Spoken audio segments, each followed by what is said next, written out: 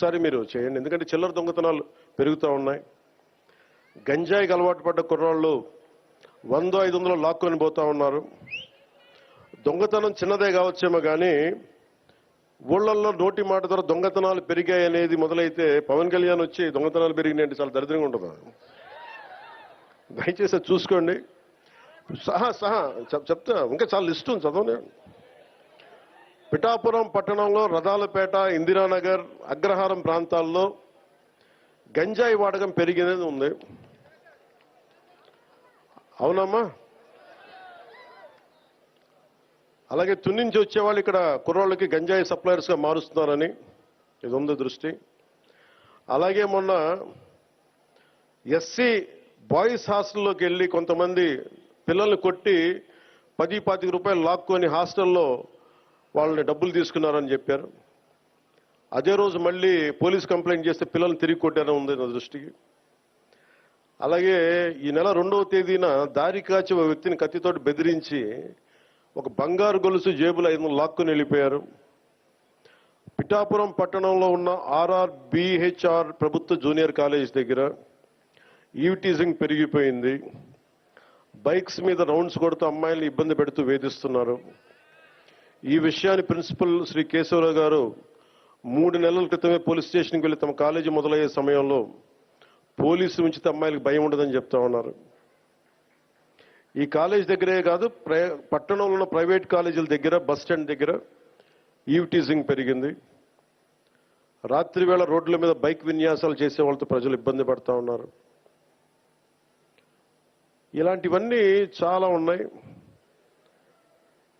సెటిల్మెంట్లు police స్టేషన్లో కాకుండా, lawyers కాకుండా కొంచెం దయచేసి అందరూ మనస్ఫూర్తిగా దృష్టి పెట్టండి దీన్ని. అంటే ఎందుకు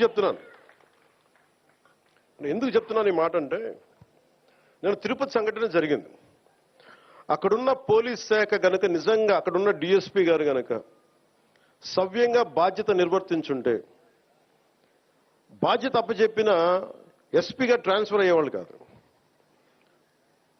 నాకు ఇది చాలా బాధ కలిగించింది. అందుకని పిఠాపురంలో నేను ఎవరిని కూడా, మీరు అడగండి కలెక్టర్ గారిని కానీ ఎస్పీ గారిని కానీ, నేను ఎవరిని రికమెండ్ చేయలే.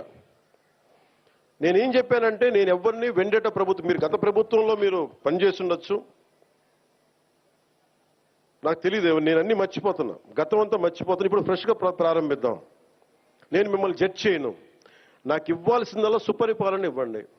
తన్నా మన అని భేదం లేకుండా అందరికీ సమ న్యాయం చేయమని అంటే, అది జరగకపోతే మటుకు మళ్ళీ నా లాంటి వాడు వచ్చి రోడ్ల మీద తిరిగితే ఎవరికి నిద్రాహారాలు ఉండవు. అక్కడ దాకా తీసుకెళ్ళదు. ఎందుకంటే నేను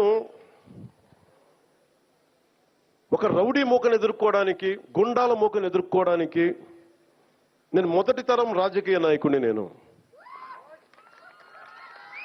మొదటి తరం రాజకీయ నాయకుడిని. మా నాన్న ముఖ్యమంత్రి కాదు, మా నాన్న కానిస్టేబులే. నాకు 10 మంది తెలీదు. ఈ వేదిక పైన ఉన్న పెద్ద అధికారులు, ఐఏఎస్లు అంటే నాకు భయం వేస్తుంది. నాకు పెద్దది, ఇంకా నేను చిన్న ఉద్యోగ కొడుకుని కదా. మా నాన్న ఏం చెప్పాడు, చిన్నప్పుడు వచ్చారు, దొరగారు వచ్చారు, ఇంట్లోంచి భోజనం పంపించాలని చెప్పాడు. మాకు ఐజీలు అంటే దొరగారు మా ఇళ్లలో. ఈ రోజుకి ఇన్ని కోట్లాది మంది నన్ను గుండెల్లో పెట్టుకున్నా, కేంద్ర స్థాయిలో నాకు పరిచయాలున్నా, నాకెప్పుడు అధికారులు పెద్దవాళ్ళే. నాకు లోపల అంత గౌరవం ఉంటుంది నాకు. కానీ గౌరవం నిలబెట్టుకోవాల్సిన అవసరం కూడా అధికారుల మీద ఉంది. ఎందుకంటే నేను ప్రజల కోసం పనిచేస్తాను.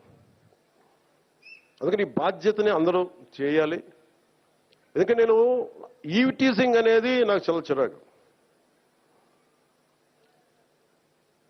నిస్సహాయ స్థితిలో ఉన్న ఆడపిల్లల్ని వేధించడం అనేది మగతనం కాదు. అది మీరు మగతనం కావాలంటే జిమ్నాస్టిక్స్కి వెళ్ళండి. మీరు మగతనం ప్రూవ్ చేయాలంటే దేశం కోసం ఒళ్ళుంచి ఆర్మీలో జాయిన్ అవ్వండి. ఆడపిల్లల్ని ఏడిపించి అది మగతనం అంటే తొక్కి నారత్తిస్తాం, పిచ్చ వేషాలు వేస్తాం. ఎందుకంటే ప్రతి ఇంట్లో ఆడపిల్లలు ఉన్నారు. తల్లి లేకుండా మనుగడ లేదు సృష్టిలో.